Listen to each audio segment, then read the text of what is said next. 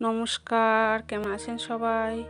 Green gram and cooking চ্যানেলের আরও একটি নতুন রেসিপি নিয়ে আমি চলে এসেছি। আমি আজকের বানাতে চলেছি মুগ সামলি পিঠে।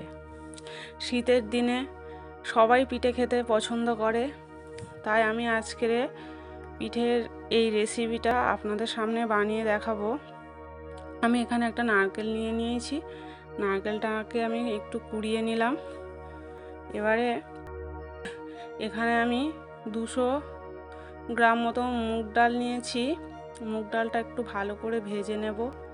ভেজে নেওয়া হয়ে গেছে আমার মুগ ডালটা। এবার আমি নামিয়ে মুগ ডালটাকে ভালো করে 2-3 বার জল পাল্টে এইভাবে ধুয়ে নেব। ধুয়ে নেওয়া হয়ে গেছে। এবার আমি কড়াইতে পরিমাণ মতো একটু জল দিয়ে দিলাম, আর ধুয়ে রাখা মুগ ডালগুলো ওর মধ্যে দিয়ে ভালো করে মুগ ডালগুলো এইভাবে সিদ্ধ করে নিতে হবে। দেখুন আমার মুগ ডালটা সিদ্ধ হয়ে গেছে। এইবার একটু ঠান্ডা করে নেব। এবার কড়াইতে আমি নারকেলগুলো একটু ছাই মেরে নেব। দিয়ে দিয়েছি নারকেল আর পরিমাণ মতো চিনি। চিনিটা আমি একটু বেশি পরিমাণে দিলাম, আপনারা চাইলে একটু কমও দিতে পারেন। যে যেমন মিষ্টি খান তেমন দেবেন। আমি একটু বেশি মিষ্টি পছন্দ করি, তাই একটু বেশি করে দিয়েছি। আমার নারকেলটা হয়ে গেছে। এবার আমি ডালটা ভালো করে মেখে নেব। ডালটার মধ্যে একটু আমি সিদ্ধ করার সময় লবণ দিয়ে দিয়েছিলাম। এবার দিয়ে দিলাম পরিমাণ মতো ময়দা। ময়দাটা যত কম দেবেন পিঠেটা তত সুন্দর হবে। আমি খুব কম পরিমাণেই ময়দা ব্যবহার করেছি।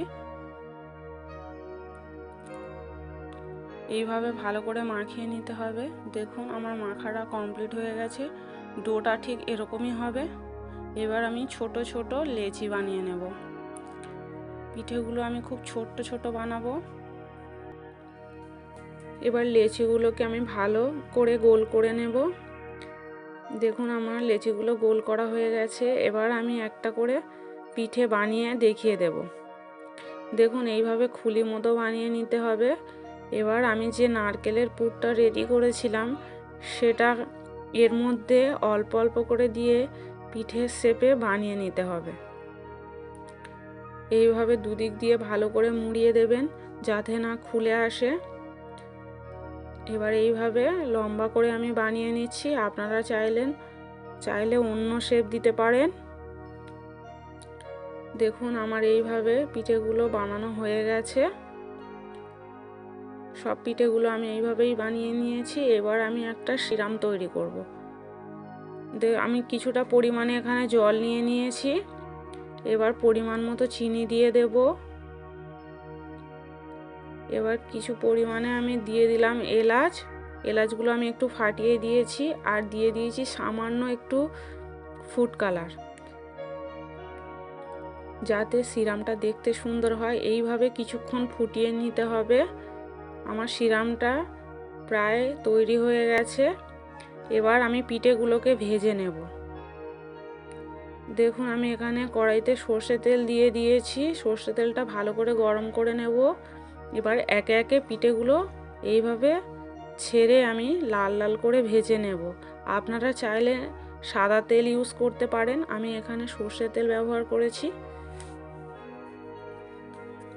প্লিজ আমার এই রেসিপিটা যদি আপনাদের ভালো লেগে থাকে অবশ্যই একটা লাইক করবেন, আর কমেন্টে জানাবেন আজকের রেসিপিটা কেমন লাগলো।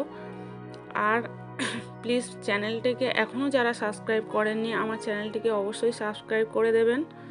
দেখুন আমার পিঠেগুলো এইভাবে ভাজা হয়ে গেছে। এবার আমি উঠিয়ে নিয়েছি।